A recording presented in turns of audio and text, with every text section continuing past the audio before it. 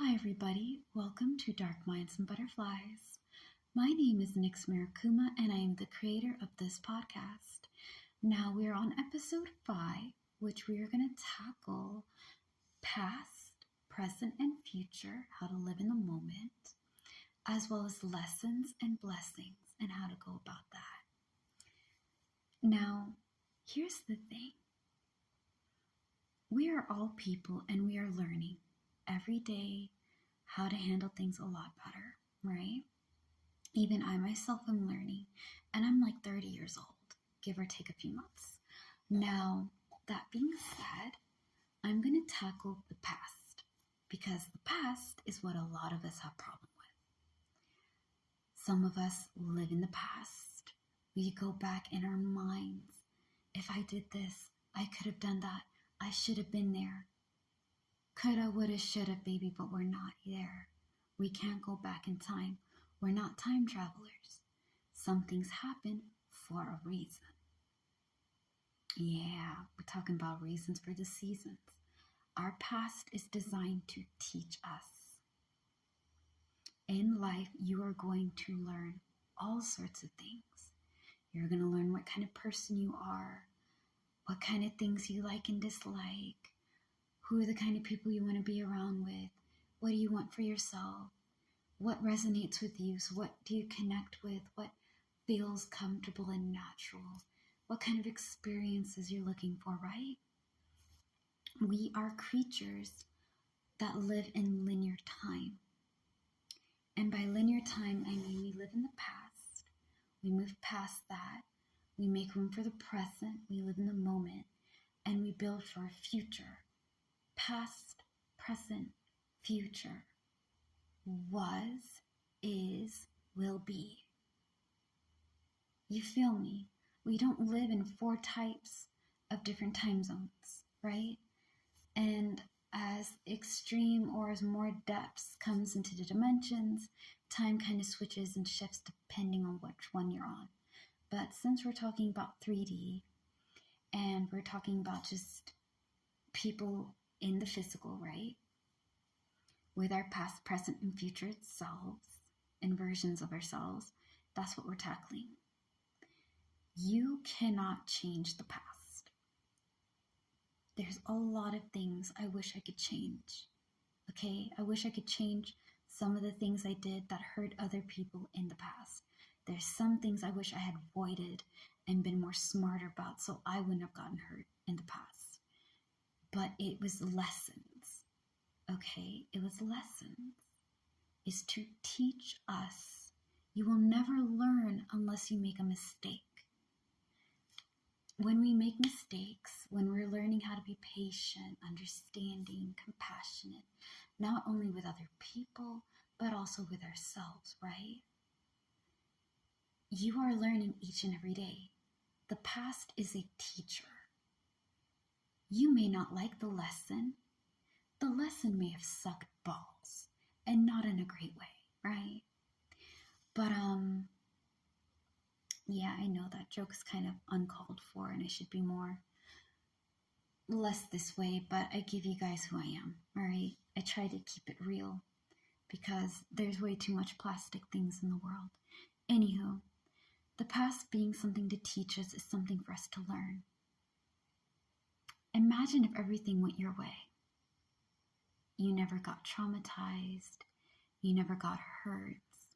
You never made a mistake.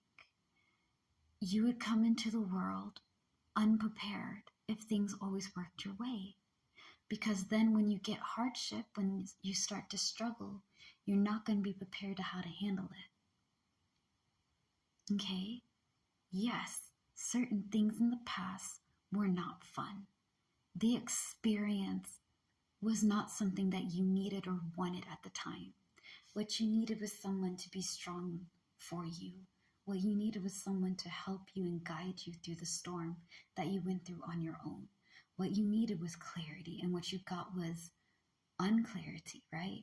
You got calamity and insanity and neuroticness, unhinged energies, and things just happening one after another, and you can never get air from all the waves crashing upon you because, again, past experiences. Each time you make a mistake, you learn how to do something better.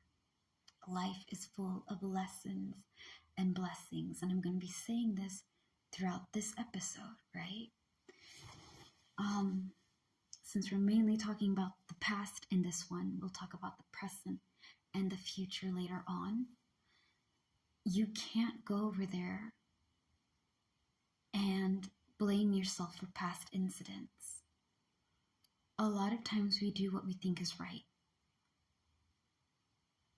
A lot of things I did is because I thought that was the right choice. I was either too scared, so I didn't do anything. I wanted to make everybody happy, so I chose everything. And then the older I got, the more I'm like, you know what? What is something that really resonates with me? Like, if I'm going to choose it, I need to think my options out, right? Instead of jumping on trying to make everybody happy or being scared and not choosing anything at all, I try to think about it and be like, okay, what is it that I want? What is it that I can do? How do I go about it? And how do I work on getting this instead of that, right? You learn how to think. You learn how to take time. You learn how to decide. And you learn how to live with your choices.